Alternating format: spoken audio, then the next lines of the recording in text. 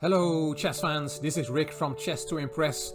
A popular series is returning, Resigning in a Winning Position. This is the 12th episode and you can find a playlist to the first 11 episodes underneath this video.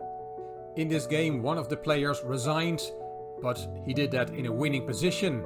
It's a game played by Grandmaster Alexander Kotov with White, a very famous Grandmaster.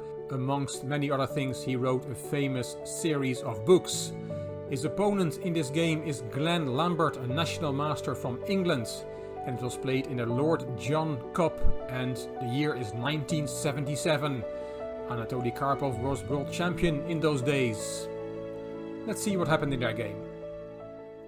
d4 from the Grandmaster, knight f6 from Lambert, knight f3, g6, bishop f4, bishop g7, e3, black castled, knight bd2 and d6. Black is playing a King's Indian setup. White does not go for any main line, he just develops his pieces. He plays h3, c5, c3, the knight got developed, and the bishop. a6, and a typical response, a4, to make b5 more difficult for black. Black took on d4, and here c takes d4, makes sense, it keeps two central pawns, but Kotov decided to take with the e-pawn. e5, bishop dropped back, and e4, energetic play from black and not so much from white. Now the knight is kicked, the knight went to h2, not a great square, and d5, kicking another white piece back. Bishop a2, white is being pushed back and black has a very good position in this early middle game. Bishop e6, Kotov castled, knight e7, knight b3 and knight d7. Both players are now maneuvering, moving around, trying to find the best squares for their pieces. Queen d2, knight to f5, bishop to f4, queen e7 and f3, attacking black's strong pawn center with this move. Knight back to d6 and knight a5. Rook fc8, and now white wants to take on e4, but he does not want the knight to take back, so he chops that knight off the board with bishop takes d6. Queen takes, black is still somewhat better. All white's minor pieces are on the edge of the board. The pawn on b7 is hanging, but if white takes it, there is queen b6 hitting that knight. Knight has to save itself, and then knight takes, d takes, and queen takes. Black has his pawn back, and this is a good position, a very good position for black. Kotov did not go for that. He first took on e4, d takes, and now he took on b7. Queen b6, the same move as in the variation we just saw, but the difference is that white can now take on e6. And if you take with the pawn, then knight c5, knight takes, d takes, queen takes, and this is about even. White has managed to ruin black's pawn structure in the center. And that's why Lambert did not take with the pawn, he took with the queen. And remains a pawn down, but he has very good compensation. Queen f2, looking at the weak f7 point with two heavy pieces. Queen d5 from black, attacking the knight, and black will now win the pawn back. Knight c5, knight takes, d takes, queen takes, and rook takes, and we have an endgame in which black is somewhat better. Rook a d1 and f5. This is a very complicated position with passed pawns on both sides on the board. g4, instructive move, attacking black's pawn chain. And f4 is now not possible because the rook is covering that square. Rook b8, rook f2, protecting the b2 pawn that was attacked. And e3 is a very good move here according to the engine.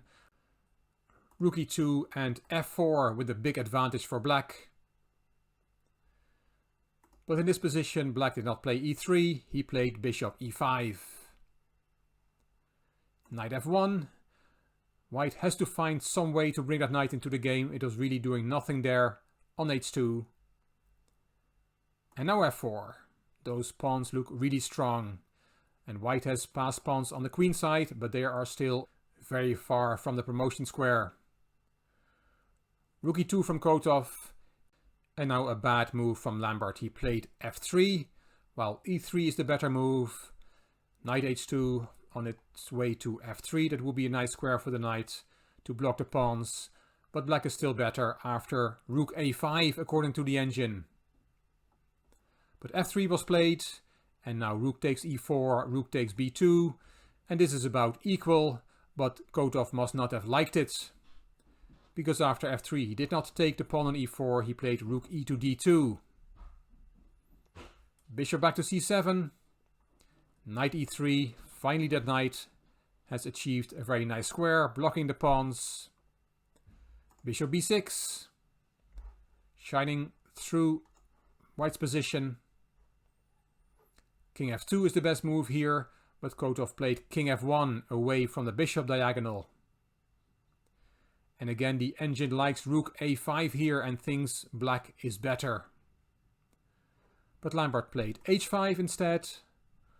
Rook d6. Both players must have been in time trouble. This is move 36 and the time control was at move 40. Rook g5. Attacking the unprotected knight with the bishop. A discovered attack. And Kotov plays h4, counter-attacking the rook. And in time trouble, Lambert finds a very nice exchange sacrifice to get a mighty pawn trio on the king side. He took the knight. Kotov took the rook. And h takes g4, and look at these three pawns supported by the bishop. Rook takes g6 check. King f7. Rook d to d6. Kotov had made the time control. And Lambert still had to make his 40th move. And he did that with rook e8. Rook df6 check was played. And king e7 is the only legal move. So that came also on the board. And now the game was adjourned. That happened in 1977.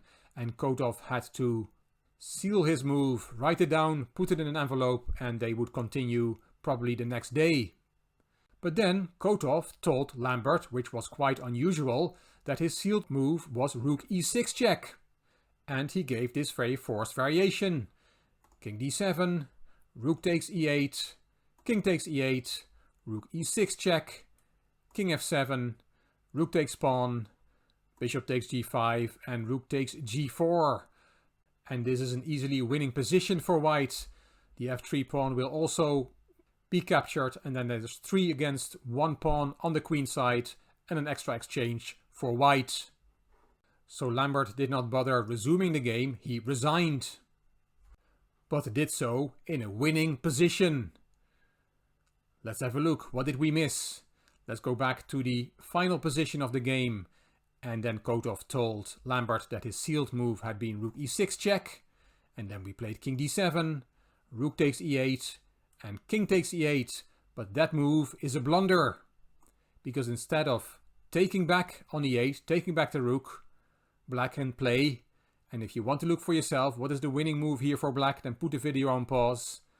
Black can win in a beautiful way with pushing the g-pawn, g3, double exclamation mark, and there is no defense against the pawns.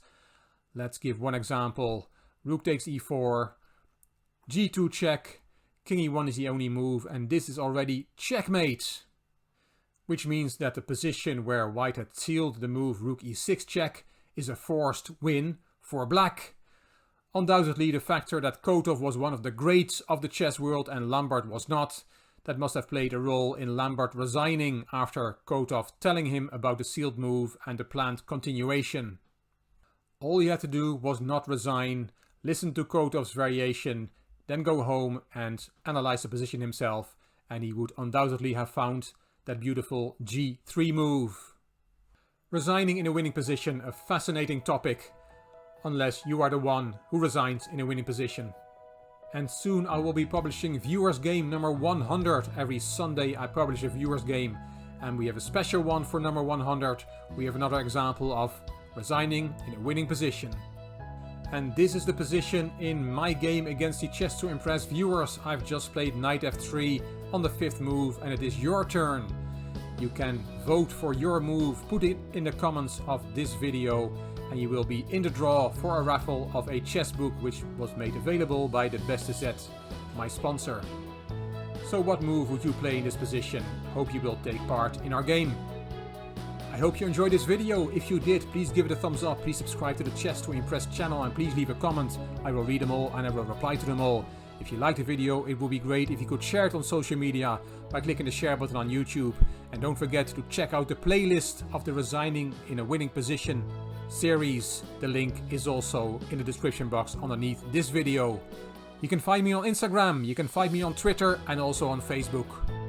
This is Rick for Chess to Impress. Thank you for watching.